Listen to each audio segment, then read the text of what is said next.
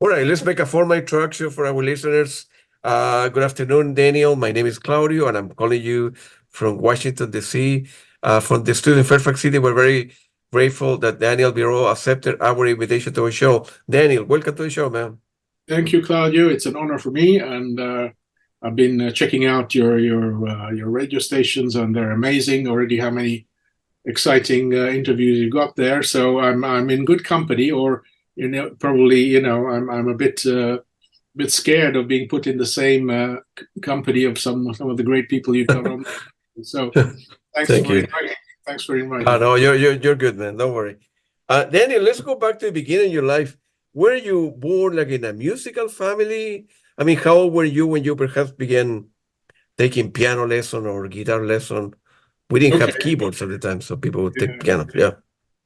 Well, everybody has a long story to tell, so I'll try and keep it short. But Yeah. no, I mean, my parents were musical, but they weren't professional musicians. My mother played the piano, accordion, and my father didn't play an instrument, but he was a keen listener. He was listening to mainly classical music a lot. But I was born in South Africa, but I grew up in Italy first. So my first few years my life were spent in Italy, in Rome. And then I moved to the UK, then back to Italy. And finally, when I was 9 years old, I moved to France. I mean, the family moved to France, south of Yeah. France. And that's where I started learning the piano from when I was 9 years old. And it was my decision. I don't know why or what, there was no particular, reason, but I thought, well, I feel like learning the piano. So I did. And my parents were happy to help, but they weren't professionals. But the great thing was there in south of France is that my mother found me because I wasn't very good on classical music, and it's not what I wanted to learn really. I was listening to obviously different things. At the time was Pink Floyd and people like that, and also soul, Stevie Wonder, and so all those people initially early '70s stuff, and so I wanted to play different kind of music. So my mom found that in Monaco, in Monte Carlo, there was this jazz school which was led by this Belgian sax player, and he was teaching the kids, and it was actually running like a big band. So we were constantly rehearsing and then doing gigs in the area, outdoors, indoors. So it was, and I was there for 8 years. So that's really where I learned, my musical core comes from those years there in that jazz school. It was a very, made a lot of friends, a very, great atmosphere, great sort of camaraderie between people, between the players. And then after that, I went and did a music degree in Nice, which was the usual music stuff that you have to learn. So that was my beginning. But so I grew up as a jazz player, but I was also listening to a lot of all kinds of different stuff. And I was immediately attracted to synthesizers. And people like Vangelis, Tangerine Dream, obviously, and Pink Floyd, and those sounds. I just said, well, I want to make those sounds. I want to, how do they do that? And so I wanted to get my hands on electronic stuff. And yeah, I mean, those days it was very, very expensive, so to buy a synthesizer. But yeah, so I had an organ first, a little electronic organ, and put that through some effects and stuff, and then I finally managed to buy my first synth, which was a Korg MS-20, which was great. And so that's how it all kind of began. And I started putting bands together, some friends, usual kind of path.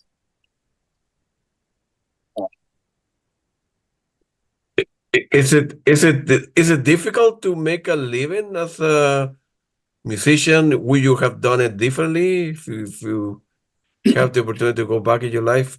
God, what a question. Um, yes, it is difficult. It's always been difficult, and it's become harder, I would say, since the music industry changed the last 20 years, 15 years, with streaming and with CD sales going down. And so it's become a lot harder to sell music, and people expect music for free now. So yeah, it's been a struggle. I did all kinds of music jobs in my life. I played piano in hotels. I played piano in restaurants for years. But I was always doing other things with collaborators and experimental stuff. And I started a record label in 1993, which was Sargasso, which is still going. You know, it's where we're celebrating our 30th year. Well, last year was 30 years of the label. And we've been putting out a lot of other composers, experimental music, very, very good composers stuff. But I use it obviously for my own purposes to release my own music. But that was in the 90s. And then as the 2000 came along, it started to become harder to sell CDs. So yeah, it is hard. It is hard. And I'm constantly trying to find ways of getting people interested in actually buying something, you know, from me. And I don't have the privilege of touring a lot or selling stuff or you know, at gigs. And so it all has to happen from home and mail order. And the shops have disappeared. So, you know, it's very hard to sell in shops anymore. And vinyl, I mean, there's the vinyl thing, but I'm not I'm not a big fan. I mean, my music often lasts, you know, is an hour long pieces, and I don't want to have to split them up into 20-minute chunks. And also, it's too expensive. I mean, to make vinyl these days, to press vinyls is very expensive. You need a lot of storage space. You need a lot of postage costs to send it out. So it's not for me. You know, I understand why people like it and the sort of fetish side of vinyl. And the sleeves, yes. You know, I love the sleeves and all the, you know, all the things.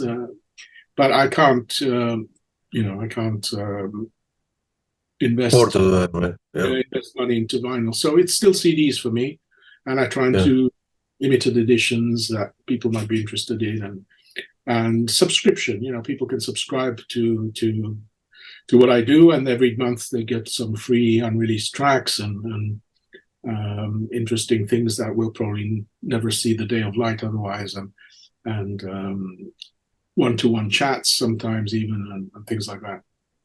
Yeah, and at least you have your music on Bandcamp, right? Which is, I think, it's fair for musicians. I think they only take 10% and the other 90% go directly to musicians, something like that, right? That correct? Bandcamp is very good. I don't just rely on Bandcamp. I also do my own things for the physical sales on my website. So it's ultimately better for me if people come directly to my website. But Bandcamp is a great alternative. What is less great is Spotify and you know, and iTunes and all that, where basically you get nothing, you know. Yeah, so, you need to have like a million hits to get a check for $10 or something, right? It's laughable, you know, what you get, or you know, makes you cry, whatever, you know. So yeah, that's, you know, it's important to try and make people understand that if they want the artists they like to be able to carry on making music, they have to also, you know, put a bit of money in and support the artists by buying the stuff, and then, you know, they get privileges, they get some perks and freebies and stuff. So it's a collaboration, and I think that's a great thing, great change in the music industry. The good thing is that you can directly speak to your audience now. You know, you're not going through record labels, record companies, promoters, radio stations. You're directly in touch with them. You speak to them. You know, and people like that because they feel like, you know, they know you better, and so it's a very good feeling when you can really communicate to people who actually listen to your music. But it takes work. It's a lot of work, and you have to keep on it, you know. know. from a musician point of view, right? For me, for example, Spotify is great because I only pay $10 a month and I can listen to a lot of music for $10. A machine learning algorithm recommend me if you like this, if you like Camel, you will like to listen Gong or Porcupine Tree or Steven Wilson or Daniel Biro, whatever, right? So it's a great tool, right? Yeah. For my fee, I pay $10. I don't know how stuff works. I don't, of course I care about the musicians, but from your point of view, that's terrible because you don't make any money and people can play a million hits and you get $1. What's the solution? What the future of Spotify? Well, I How to be use, fair? yeah, okay. I mean, I hold up my hand and I say I don't use Spotify. I use Apple Music, and Mhm. I do the same. I pay whatever for a month, and I can listen to everything. So I buy also a lot less CDs than I used to. Yeah, But I think the solution is to do both. Solution is to, yeah, you can use Spotify to discover new stuff, to listen because it's very handy. It's practical. You don't have to mess around. You take it wherever you want, and you can listen to everything anywhere. And that's a very, very huge, bonus and things that it's invaluable. So obviously people are going to do it. I think though that there is room for then the artist you particularly like and you particularly want to follow to then create a more direct connection with them and go to their website and subscribe and get in touch and buy merchandise which you can't get anywhere else, physical things like a CD if you still listen to CDs, or t-shirts or whatever people want to make. I do these caps with my logo on so people can buy the cap, and whatever you can think of. So I think that the real music fan who really likes what you do will have Spotify, but at the same time will go to the artist's home and seek out the special, personalized, more special editions, limited edition things that they have to offer. And that's what I do. I mean, if I go to Tangerine Dream's website and, I'll get something that I can't get, and the other solution is probably not to put everything you have on Spotify, but to say, let's put, a few albums there and then have other albums that are not available, that are only available from your website. So sure. people have to come to you and they'll get it from there. So it's a balance to be found, and it's an ongoing issue. There will be probably new things coming out and new ideas, and I think artists have to become very creative, not just with the music, but also with the promotional side of things, and maybe promote themselves through Facebook ads, which is what I do occasionally also, and try to bring in new people who don't know you.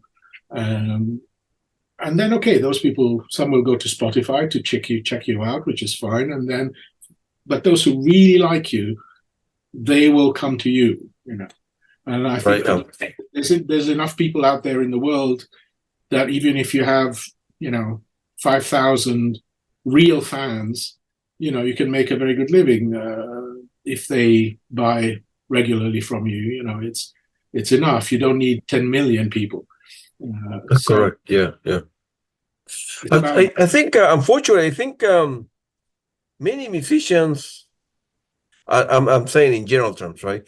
They're not business savvy, and they, at the beginning, they will end up signing any document. Any record label come to them, hey, we'll give you this is we'll help you out with the best record, put it there. They will sign anything without knowing the term they were signing, right? And they were giving away all the music rights. So they were, getting 3 cents out of $1.97 will go to the company and promote it and this and this and that.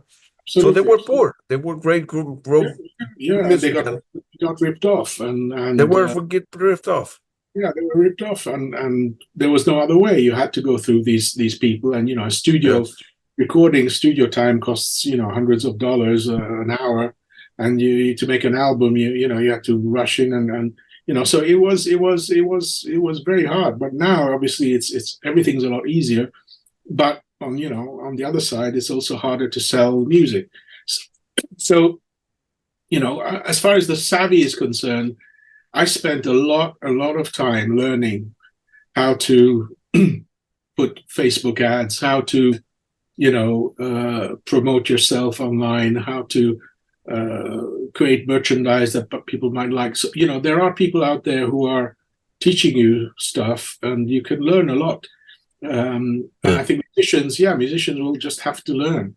If you're not savvy, then you have to learn, or you have somebody working with you who is doing it for you, learning for you, and doing it for you. But you have to get to grips with the technology, and there are some great tools. I mean, the great tools. I use a website called this guy who created. It's called TunePipe, and it's basically you make your own website, your own sort of landing pages with a funnel, email list automations that people sending out emails when people order, and then they get content, and then in the end they get a special offer, and I mean the usual marketing things, but it's tailor made for musicians, and so it's very very useful, very well put together, and the guy who runs it is incredibly available and nice to help. He's a musician himself, so there are tools out there to make your life a lot easier, and it's exciting because you're in charge. You're in control. Absolutely. You got your products, you got your things, and mailing list building. The secret today of music marketing is building your mailing list. It's the secret, not Facebook friends. Those are worth nothing because one day Facebook will close down or whatever, and you'll lose all your friends. But if you build mailing lists with people's emails, you got a contact, a direct line to your fans or people who want to listen to your music. So the more you can do to build your mailing list, that's going to be the long-term secret to a proper music marketing things. Okay, then there are a million ways of doing it, and but there are ways. So you have to get onto it.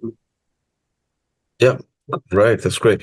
What's the first keyboard that you end up buying? I think you end up buying a Rhodes electric piano. I think you fall in love with that one. Yeah. That was again at the jazz school where I was. Since we did outdoors gigs, there were no acoustic pianos, so they had a Rhodes in the school which we carried around, and so I got really used to playing Rhodes, and I just love it. I mean, for me, it's got such a beautiful sound, unique sound, and it's incredibly expressive. So yeah, I also because I thought to myself, well, there's been so many great acoustic piano players, Chick Corea, Herbie Hancock, Keith Jarrett, all my heroes, Joe. So I thought, am I really gonna be able to compete with those guys? Do I'd have to be, incredible genius to come up with something new.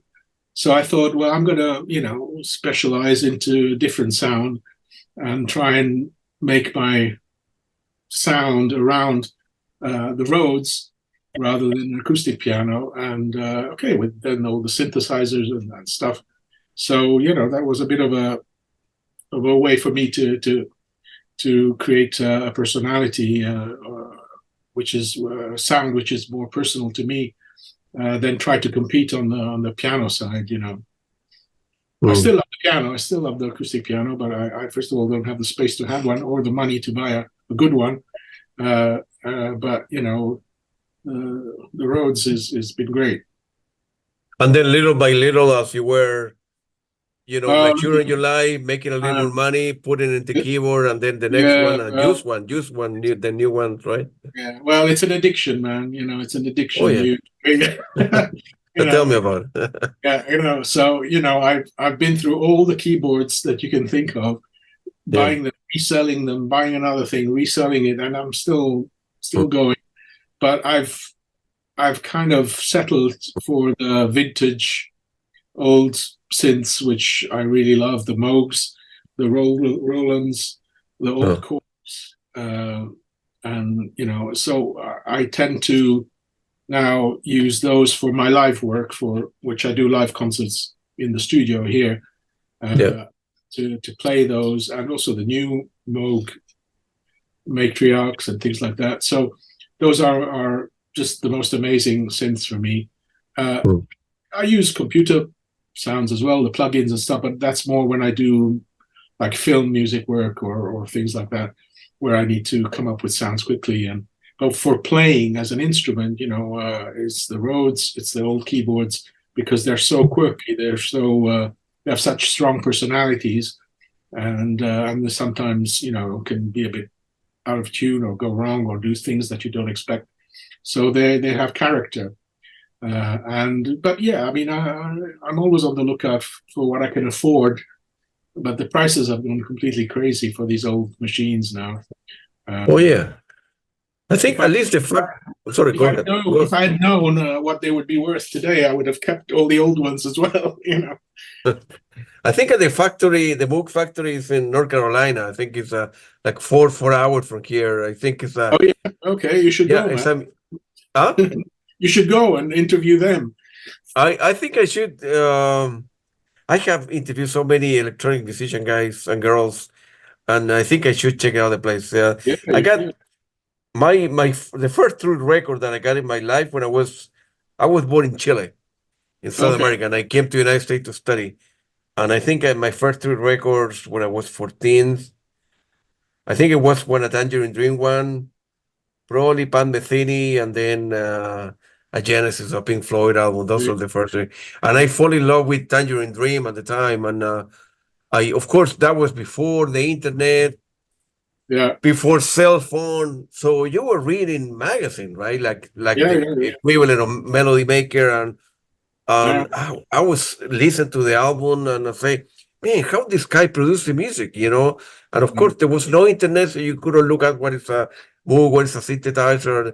It was like magic. You put a record and you put your headphone, drink a beer or whatever, and you will go places. In Oh, your and with your what I mind. miss most are the record shops. I used to go Yeah, in my favorite little record shops, and the guy knew me. He knew what I liked, and yeah. he, this has just come out. You got to listen to this. And we sat there for hours listening. He didn't, expect you to buy necessarily anything, And then, every day I did though buy something, because obviously, and then you took it home and you sat with your friends and you listened to it for weeks.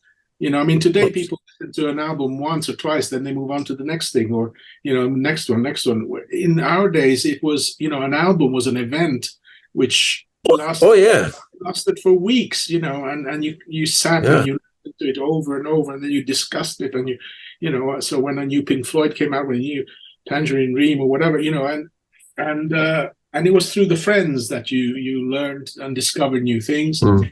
And, in my case, with my brother, older brother, he also came always home with some new stuff, and he always said, listen to this, listen to that.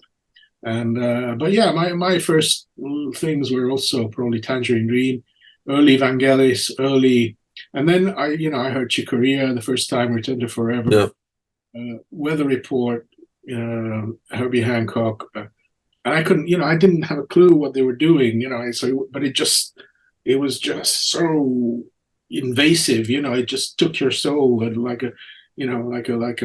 a demon, it kind of entered your body, Yeah. you were, became obsessed with it. And, yeah, so, I think it was such a rich time. Obviously, everybody thinks that their teenage years was the best years of their lives, but there was a certain vibe in the air which was really electric and really pioneering, especially with the keyboards, the electronics.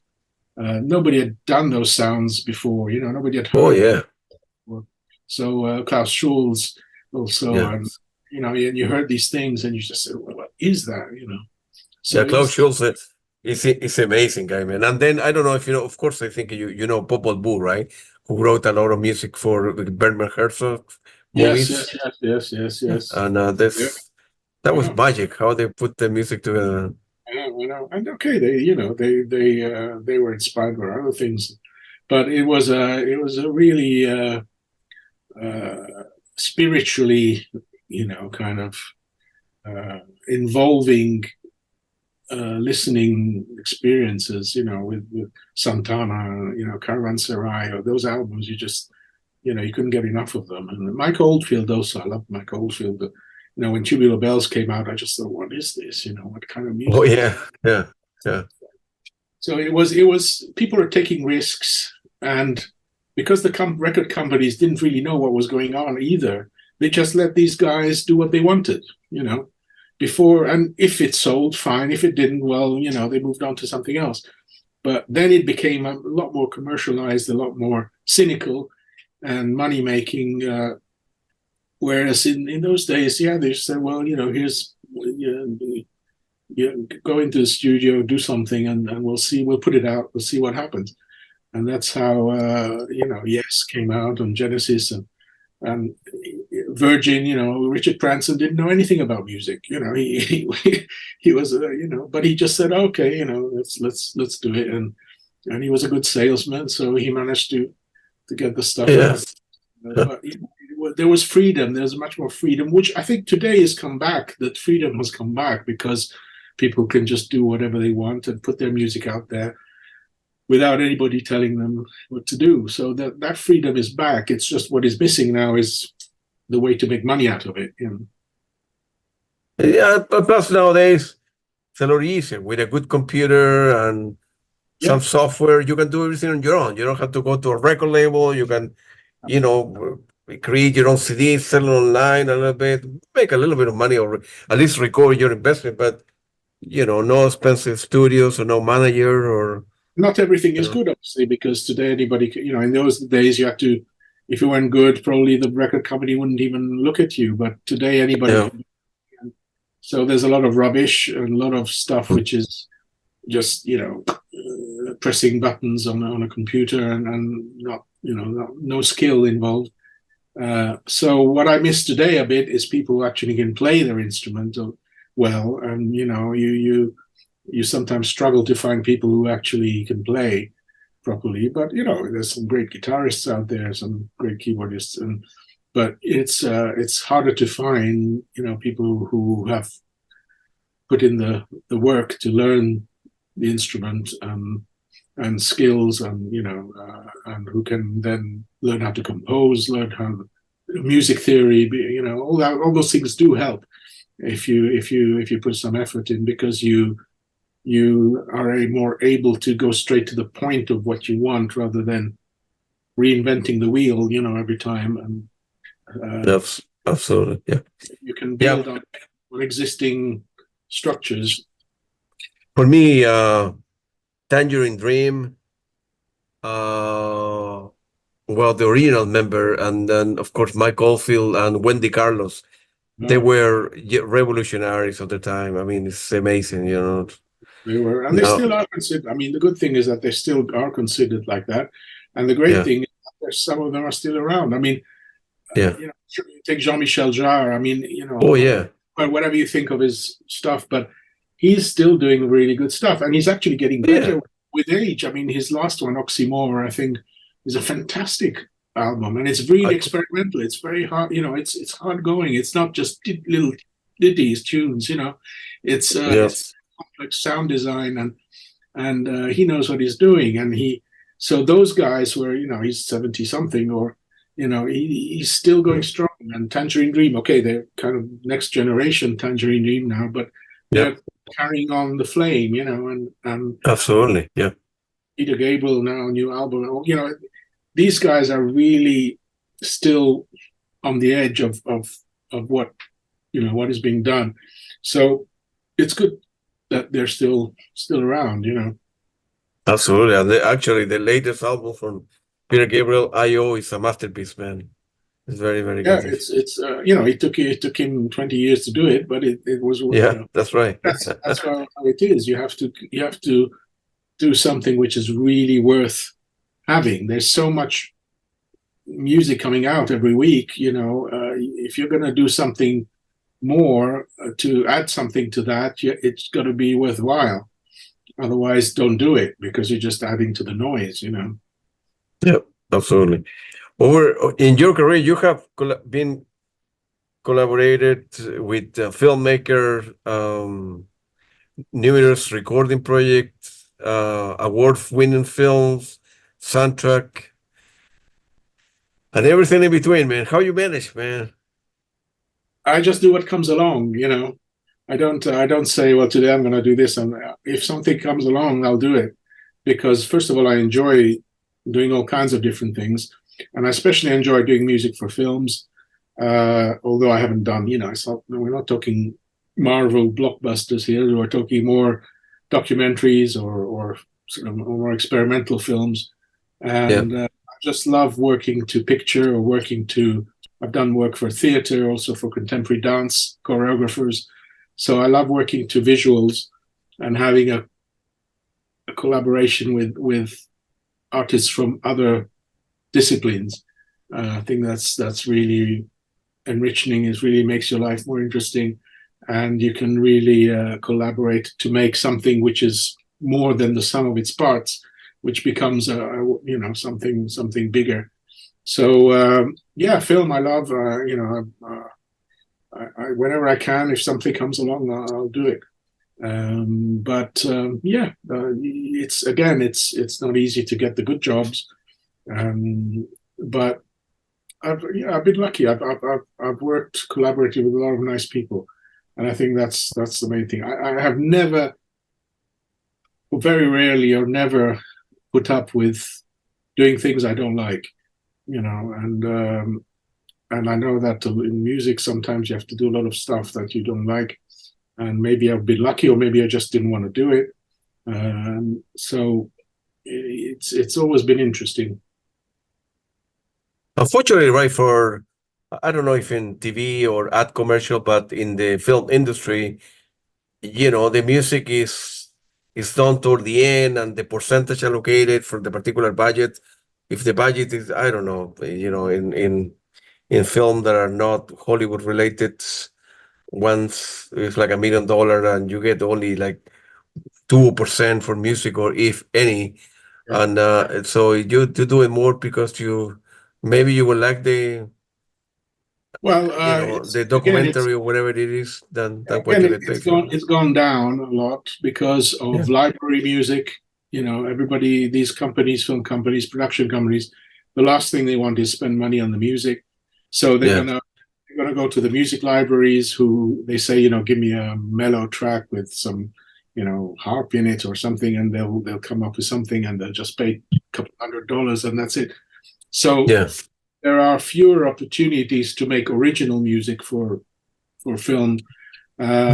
But okay, you have to create maybe some relationships with some directors who like you and who like what you do. You work with them once, and then they'll come back to you next time, and they'll push for a bit of budget for the music. They have to fight for it, and they will say, well, I want this guy to make the music, and I want but okay, it's never going to be huge amounts unless it's the big guys. But so yeah, budgets are either non-existent or small. But again, it's like everything. You have to fight for it and try and get there, or maybe even do it for nothing, but you get some royalties in exchange, or there's ways of doing things. But yeah, there's so much music out there. There's so much stuff available for very little money that people are looking at the bottom line. They'll say, well, why should we spend the $5,000 on a composer when we can get this for $5? Or so it's Right. it's just unfortunately that's how they think.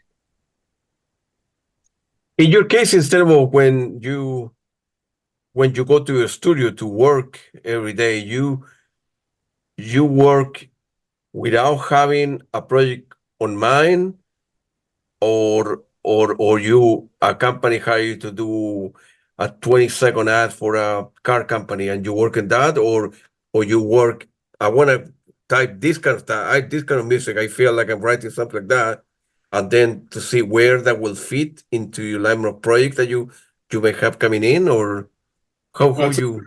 yeah, okay, that's a very good question. And I've sort of, I'm sure different people work in different ways, but for me, I need a purpose to Right.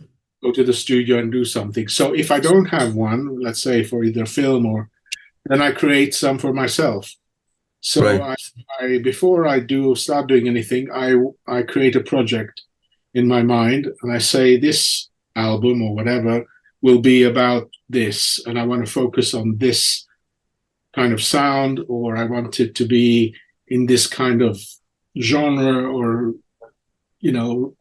bringing in those kind of influences, and I will try and be as precise as possible in my head, not necessarily the notes, but the concept of the album before I'm starting on anything, because it just helps me do something. If you're total freedom, you don't know what to do, and nothing comes out. So I think Stravinsky said, give me limitations so I can be free. And the more precise you are, more limits you have, the more you can go in depth within those limits. And so I sometimes create artificial limitations. I say I'm just going to do an album with the Rhodes, or I'm just going to do an album with just electronics and just synthesizer, no acoustic.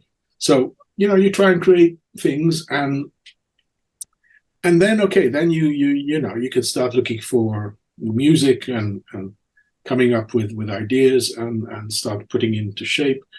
And I work a lot with improvisation. I mean, my jazz background allows me to improvise a lot. And my favorite way of working is to, once I have this concept in my head, I start improvising within the limits that I set myself and record everything I do.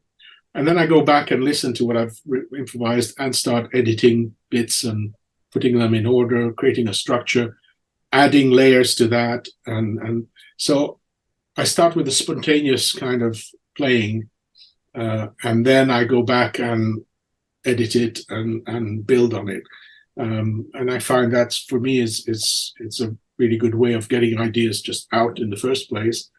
And then I go, you go more in surgical kind of mode, and you start slicing things up, and then you add more material maybe. But the initial, let's say, canvas comes from improvisation.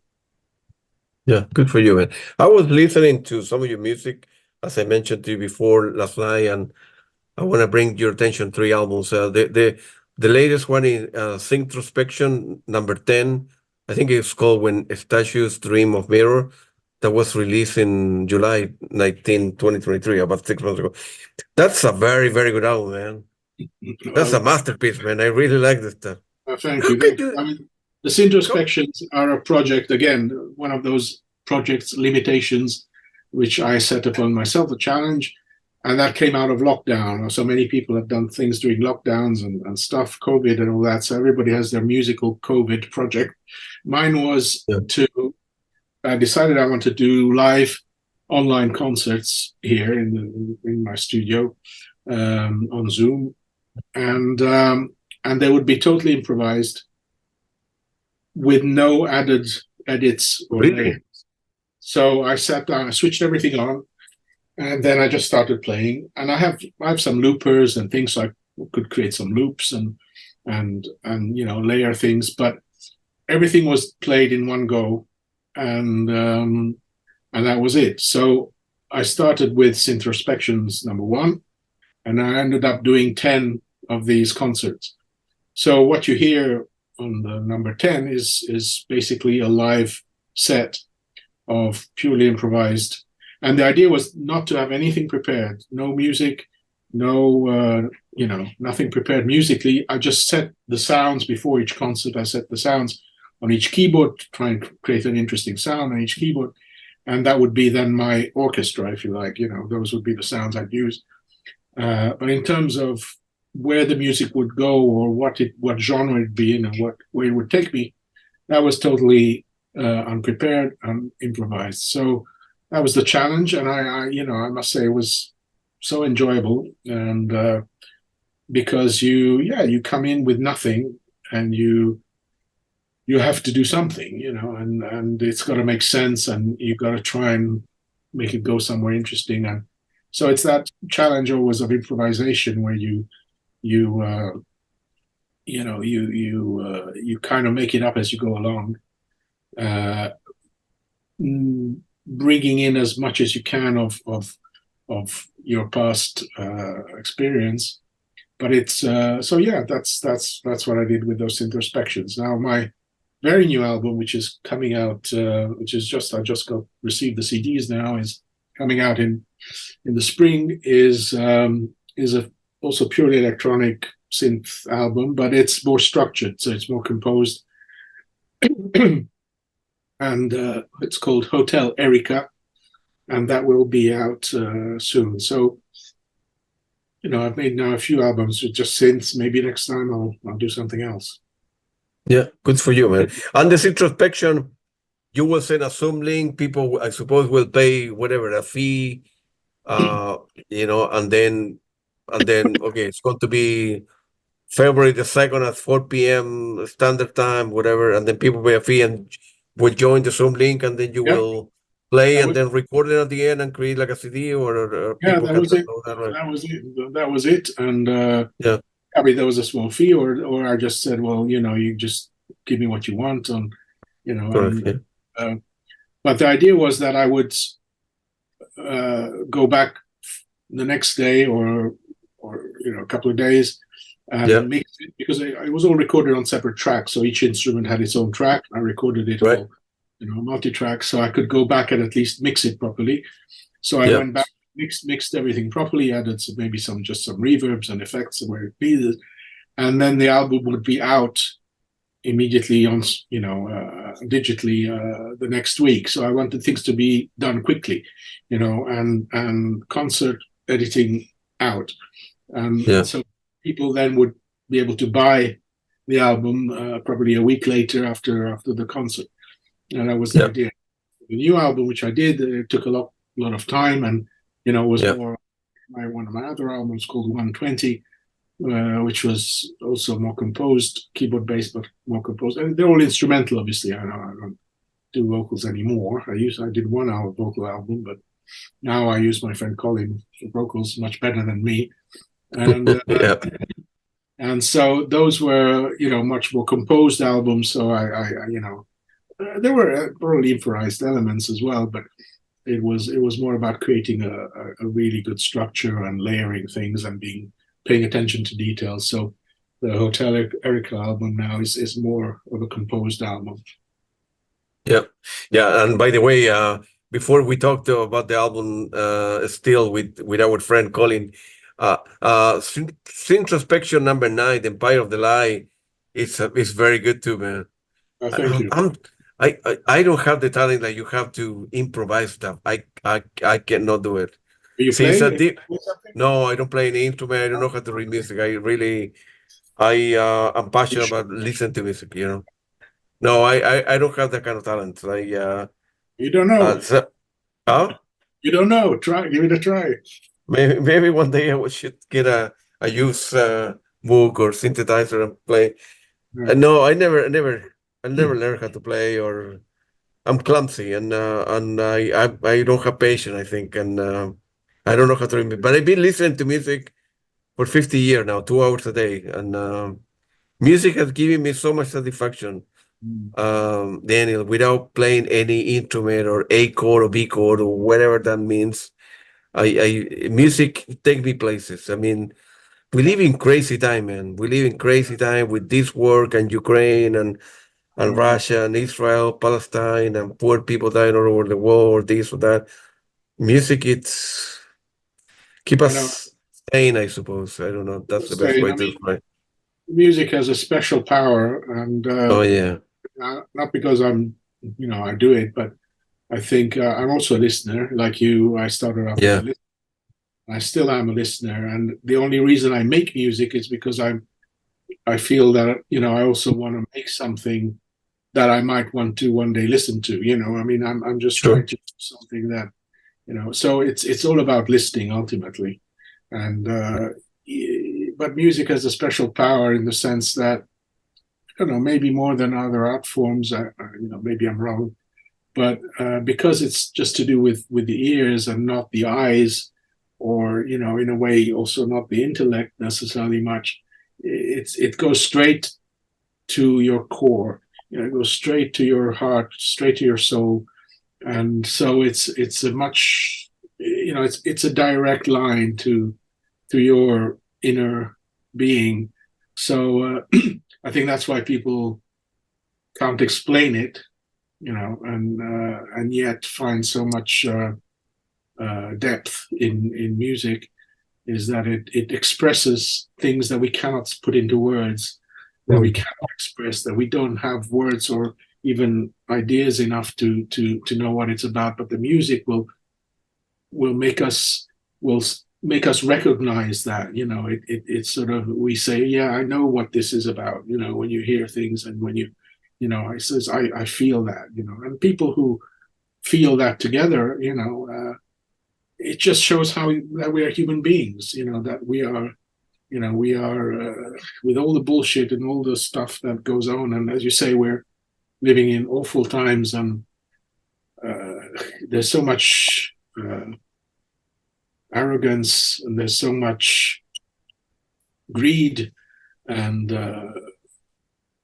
incompetence, or whatever you want to call it, in the world, and everybody's suffering because of that. And so people then go and hang on to what they can, and music is a good thing to hang on to, because absolutely, it reminds you that you are not just in the rat race and trying to get to the end of the day, but that you're also a higher being, and that the part of us that wishes to connect to the higher side of ourselves, can do so through music.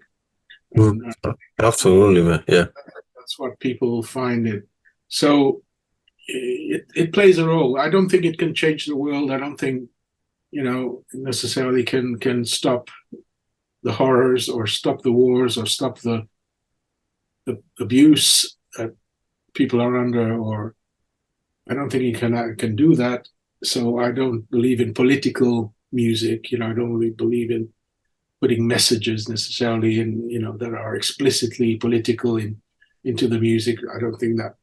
I think for me that diminishes the music, because it just brings it down to a message, But the real message of music is so much higher and so much deeper.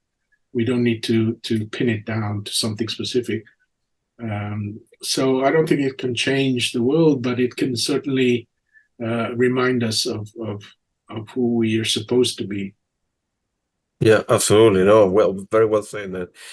In June 26, 2020, 3 years ago, you ended up releasing the album called Still with Colin.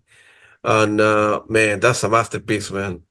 And I'm biased because I know Colin and I know you now, but it's a very, very good album, man. Feel free to elaborate how you put the album together, how you end up meeting Colin when Yeah, you well, were 30 years ago, 40 years ago, or something. yeah, that was an interesting story. I was 14 years old, Yeah. and again, my parents sent me. They found, my mom always found these things, and she said, "You should go to this. You should go to that." She sent me to my first Keith Jarrett concert. She said, this guy looks interesting. He's playing day after tomorrow. Go and here's a ticket. Go and listen to it. So I thank my mom and my brother for a lot of putting me on the path in the right place. But they found this. There was this music camp, sort of summer camp for music in the Alps, in the French Alps somewhere, and it was a week long or something, and I was 14, and I just thought, well, yeah. And so they said, well, go to it. You'll meet people, learn something. So I went, and it was interesting. There were a lot of weird people, composers, a lot of contemporary music, a lot of experimental stuff, but there was also this guy called Jim Cuomo, and he was a sax player, and he was a jazz, pop, rock, but also a proper composer, and he had his band with him, and he was the kind of hosting the workshops for the jazz rock kind of side of the summer camp, and his bass player was Colin Bass. Yeah. Wow. And because of my background, I sort of tended to, be attracted more towards them rather than to the classical side of things.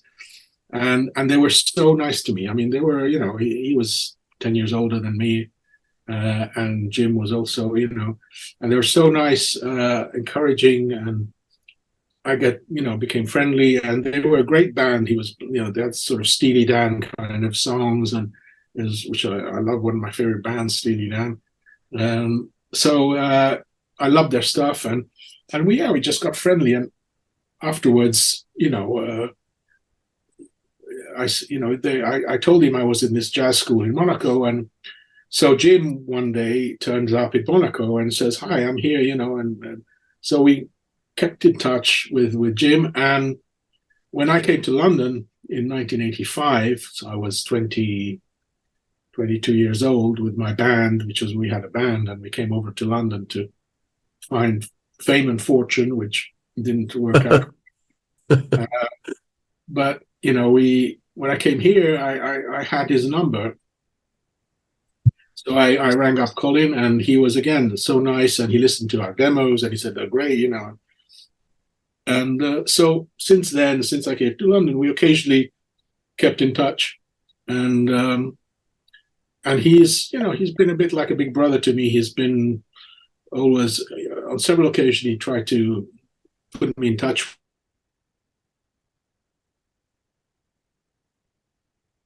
And he's such a nice, really nice human being. And at some point, then we lost touch for a while, and then at some point I get a phone call from him and saying, "Look, I want to make a new album for myself, and I heard your album of songs, which was called Songs of Refuge." It was an album that, as I said, the only vocal album I did of songs, and which I sang myself, but probably not very well. But he liked the songs, and he said, "Let's, why don't we do something together?" Yeah. So Wow. I thought, great, and I, he was busy with Camel, obviously, and here and there, but he had a break, so he just wanted to do this solo album, and it ended up being a collaboration. So he wrote songs for the album, and he chose the songs he preferred from my songs, and he sang them again. We recorded everything, obviously, from scratch, and did new versions of them. And the idea was to do an ambient, not even prog, I would say, but ambient sort of pop album. So the idea was not to have too much sort of rock and roll on it, but more sort of moods, static moods with vocal lines and song-based stuff. And there were some instrumental bits. So yeah, it came out really well. And soon after it came out, we got a few good reviews.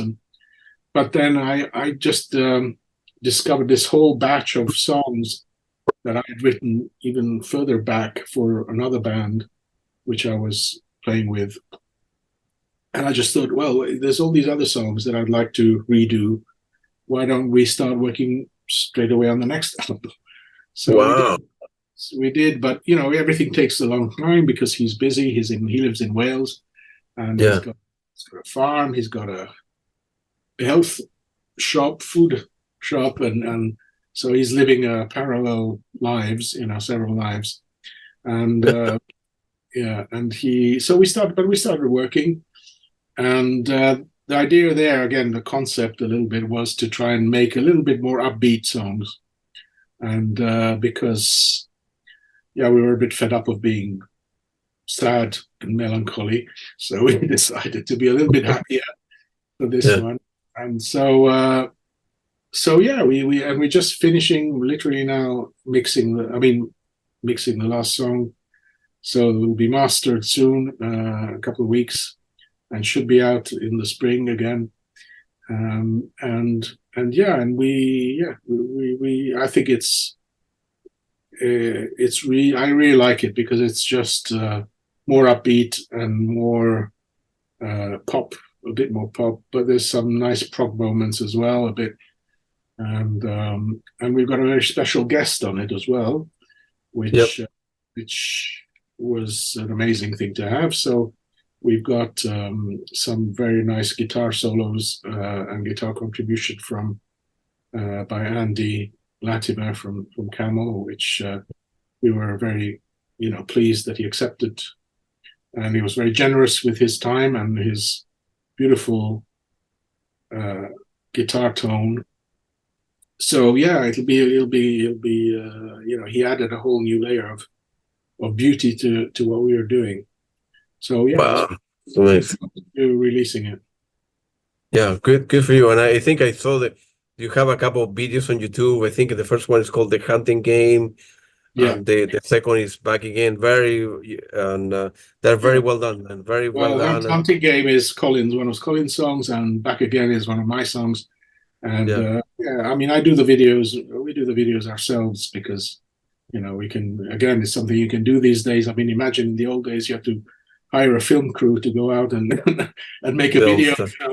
And today with an iPhone, basically we do everything with an iPhone, and I put it all You can together. edit it, put the music Edit it. behind it, and So it's obviously huge advantage to compare to the old days. and you say that when is the album going to be out in the Well, we spring? hope in the spring. I mean, Yeah, where depends. We want to do some promotion and make sure that we get some reviews in. So yeah. it usually takes 2 or 3 months for that. So we're probably aiming about end of April or May or something like that. Definitely before the summer. And then is there a possibility of the two of you touring the album? But it depends also if Camel, is back, if Andy Uh, Latimer is yeah, okay health wise, and yeah, I don't know what the Camel situation is. Um, I don't expect things to happen in a hurry there, but I don't know. I mean, the problem with touring is that it's a huge enterprise, it's a huge yeah, expense, and neither me or Colin have the stamina or the money to start organizing things. So if somebody invites us, then we'll probably look into it. Yeah. Also because there's just two of us, so we would have to maybe find another musician to play with, so to be able to play the parts live. So a percussionist or something. a drummer, or yeah. But I mean, it's not excluded, but there are no plans at the moment. It depends how much interest we get and if there are opportunities. I mean, there are all these prog music festivals, and Colin is in touch with some of them, and they sometimes invite him to come and sing a few songs, and which is fine. So if there's something low key, then we might do it. Yeah, who knows? Yeah. Well, at least when the album, comes out in whatever in the spring, that's a good excuse to do another interview, man. I'll give Man, you. your music is very good. You're very good. You're a very humble guy. I'm not going to call you Colin. Daniel, your music is very good, man. Thank It's you, and very, very good, man. I'll give you plenty of excuses to have another interview. Don't worry. Yeah, yeah. And we need, as I told you before, if you have the time, do like a little 10-minute video about your setup and how you do this and that. Music and electronic music in general. Electronic music, yeah, that's for sure. The electronic music, the first thing that I fall in love with, because it was a Tangerine Dream album before Mm. the Genesis or before Pat Metheny. Which But of album? course, Which album did you listen first? no, it's hard to. I don't remember. Could be one of the first ones, Stratosphere or Rubicon, or one of Yeah, those. Rubicon. Yeah, And or then the one from Ricochet. '82, Ricochet and Logos in '82. I think I Logos. listened to. Right, okay, so that was Yeah, already there. and then I listened to. Of course, I knew. Well, I look it up, right, and who Elkas Frost was, and listened to an album for Peter Bauman, Uh-huh. Romance, I think, Man 76. 76, yes, yes. Yeah. And then the rest is history, and all these people were, and Klaus Schulze also amazing. I like the music, well, later on now.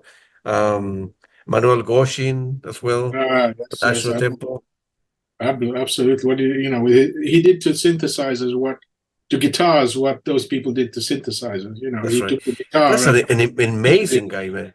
Amazing individual too, man. yeah, I know he just passed away a few months ago, sadly, but he Recently, yeah. he was yeah, and but it wasn't just these guys didn't just use new instruments and made sounds with it. They also created new genre of music which didn't exist Mhm. before.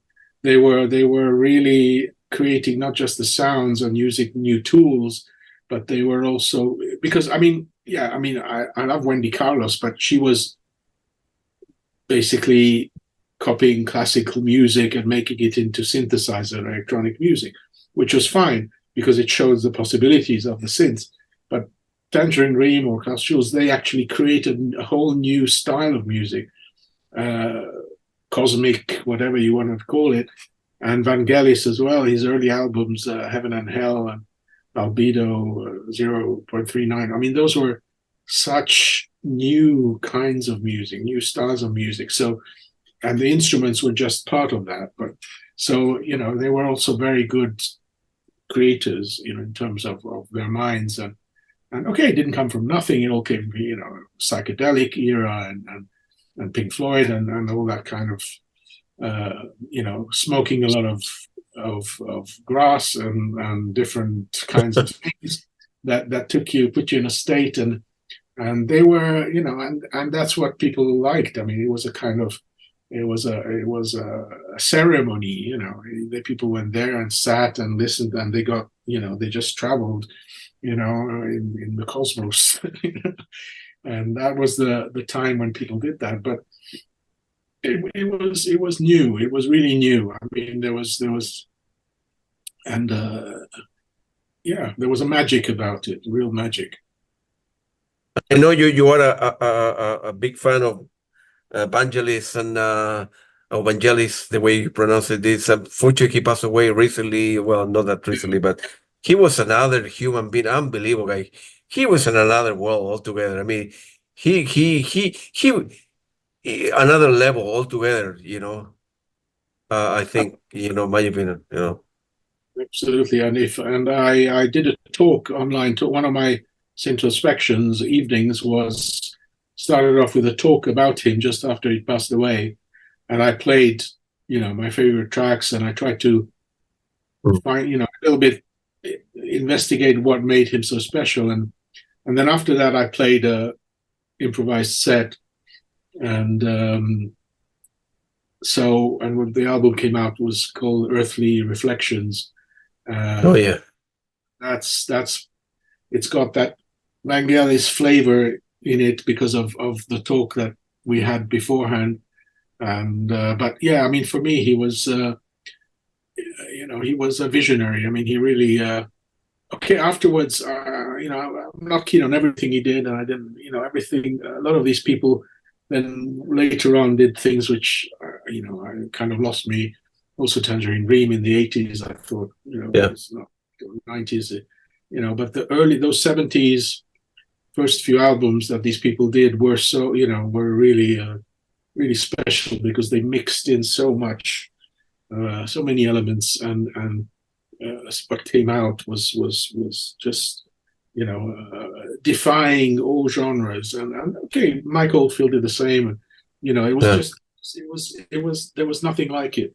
And then afterwards, obviously, a lot of people copied it and were inspired by it and did other things. And so I'm Yeah. not saying nothing else happened after that. I'm just saying that it was a special time for electronic music, especially because the tools had just come out. I mean, there was, Moog had just started doing these things, and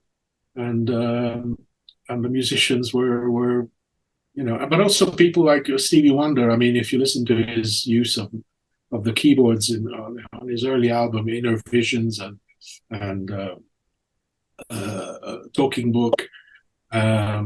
you know, it was incredible. I mean, on top of it, he played everything, you know, drums but his use of the keyboards is for bass lines, for you know, sort of chords. In those days, it was all monophonic. You could only play one note at a time. There was no polyphonic. There was no chords. It was just, okay, you had organs, but with synths were all monophonic. So it was all layered stuff. And so, you know, there was a lot of experimentation going on. And okay, it wasn't all just him. There was the guys from Tonto, which was this huge synthesizer studio, which a lot of musicians used. But anyway, it was exciting times. Yeah, absolutely. Feel free to mention your website, Daniel, where people can buy your music and can also the Bandcamp. And I want to be adding links on the description of the YouTube video as well. So hopefully people can get a hold of you and buy your music. And so feel free to, okay. Well, I mean, to mention. people go to danielbiro.com. It's very simple, danielbiro.com. And there they can find everything about me and buy albums if they want to. They can subscribe also to what I do and get unreleased tracks every month, plus freebies, plus online chats and stuff like that. So you get privilege treatment if you subscribe for a small monthly fee. But yeah, I mean, I think it's important for people who like what artists do is to try and connect with them and you know, create a relationship with them. And you know, as an artist, it's a great honor to be able to have fans or people who like what you do, listeners, you know, to know that they're out there. And for the listeners, it's good because they get the feeling that they are more in touch with you know, one-to-one with the artist, which is the case. So yeah, explore and listen, and any questions, I'm always happy to answer questions or communicate. Send me an email. And Claudio, I want just to thank you for this amazing opportunity. No problem, man. And I'm so glad we're, you know, we got in touch, and we will stay in touch. Absolutely. Hopefully we can do a follow-up soon, and then with the album when Colin comes about, we can do a follow-up interview as well. But you're good, man. Your music is great. It was very nice talking to you. I know it's after 10 o'clock there you're in London, right? I'm in London. Yeah, I'm in London. Yeah. London. And, I go to London very often, actually. Really? So, oh yeah, like 3 times a year, actually. So really, well, you have to let me know. We must meet up. I will let you know, actually. And please do. Please do. I think I'm going to be there. I'm sorry. How come you go for work or? No, music related stuff. Oh, okay, okay. And I'm the next trip. I'm going to be visiting Abbey Rhodes and hopefully get a hold of the daughter of Eric Wolfson, and with Alan, the work with Alan Parsons, who is the Alan Parsons project. Okay. I'm scheduled to go to Real World Studios in Bath. Okay. Okay. To you know, to visit Peter Gabriel Studios. Yeah. And then I'm going to be meeting with, you know, a couple from Alan Parsons people like Lenny Zacatec and other folks. Yeah. So and we definitely we need to get together for dinner or a couple of beers or 1 or 2 or 3. Oh, absolutely. You let me know when you're here, and I will, man. I will let you know. Organize a get together. Yeah, and we'd love to visit your setup there as well, man. Yeah. It was very nice talking to you, Daniel. Have a great night, man, and thank you very much. You're a great guy and an excellent musician. And a very humble person too, man. Thank you very much, Claudio. Nice to meet you, and thank you.